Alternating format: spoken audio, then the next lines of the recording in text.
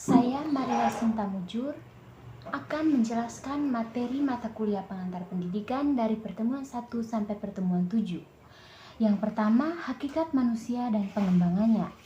Manusia merupakan tujuan atau objek sasaran dalam pendidikan. Manusia memiliki ciri khas yang berbeda dengan hewan lain.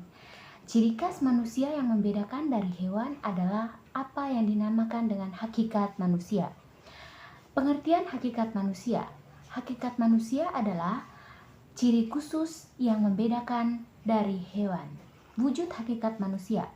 Wujud hakikat manusia adalah yang pertama, kemampuan menyadari diri, yang kedua, kemampuan bereksistensi, yang ketiga, moral, yang keempat, tanggung jawab, yang kelima, rasa kebebasan, yang keenam, kata hati, yang ketujuh, kewajiban dan hak, yang kedelapan, kemampuan menghayati kebahagiaan.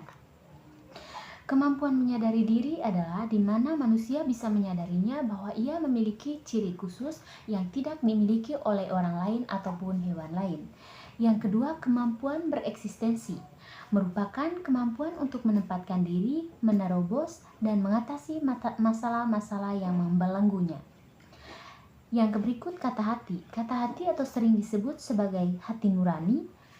Kata hati merupakan kemampuan membuat keputusan atau bagaimana suara dan bisikan suara hati berkaitan dengan perbuatan yang baik dan benar. Yang berikut, moral. Moral atau sering disebut sebagai etika atau perbuatan. Moral dan kata hati memiliki perbedaan, yang berarti bahwa seseorang yang memiliki kata hati yang tajam belum tentu memiliki moral yang baik. Yang berikut, tanggung jawab. Tanggung jawab berarti bersedia menanggung segala akibat atau perbuatan yang telah dilakukannya. Wujud tanggung jawab bisa terdiri dari diri sendiri, orang lain, ataupun Tuhan. Rasa kebebasan berarti merdeka atau tidak terikat oleh sesuatu, yang berarti kita bebas melakukan apapun yang tidak bertentangan dengan kodrat manusia. Yang berikut, kewajiban dan hak. Kewajiban adalah sesuatu yang harus dilakukan oleh seorang individu, sedangkan hak adalah sesuatu yang sudah melekat dalam diri kita yang harus kita tuntut setelah kewajiban dipenuhi. Yang berikut, kemampuan menghayati kebahagiaan adalah sesuatu yang sudah melekat pada diri kita. Yang berikut, unsur-unsur pendidikan. Pengertian pendidikan. Pendidikan berasal dari kata educare, dalam bahasa Latin berarti melatih dan menjinakkan. Jadi, pendidikan merupakan suatu proses membantu menumbuh kembangkan potensi diri. Menurut Plato, pendidikan adalah suatu yang didapat membantu perkembangan individu dari jasmani dan akal dengan sesuatu yang memungkinkan tercapainya sebuah kesempurnaan. Pengertian pendidikan berdasarkan fungsi.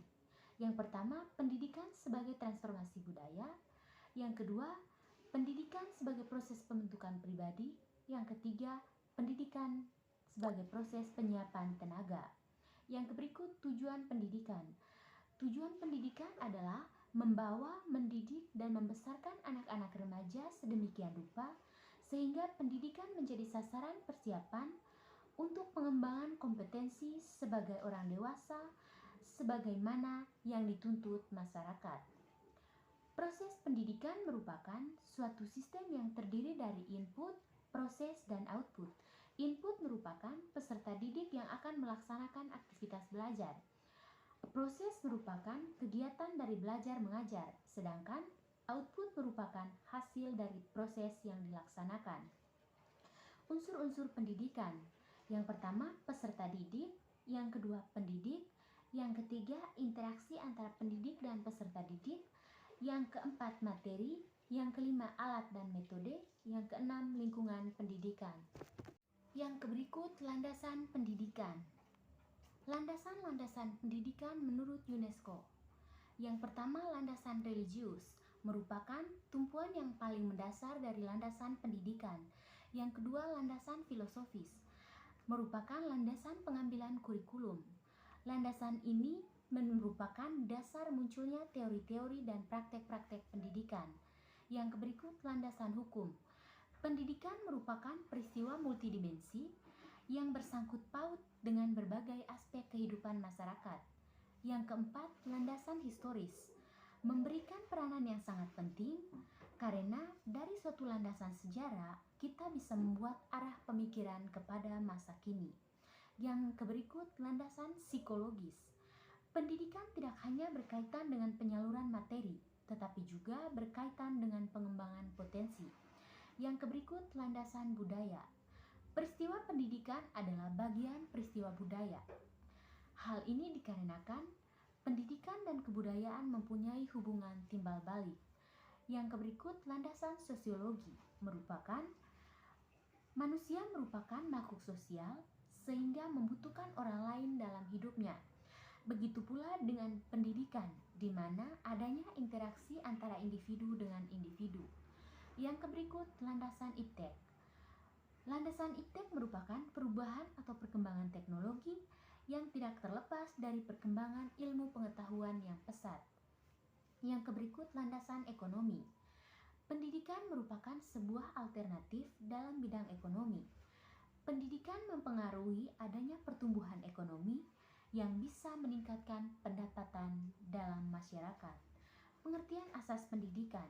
Asas pendidikan merupakan suatu kebenaran yang menjadi dasar atau tumpuan berpikir baik pada tahap perancangan maupun pelaksanaan pendidikan.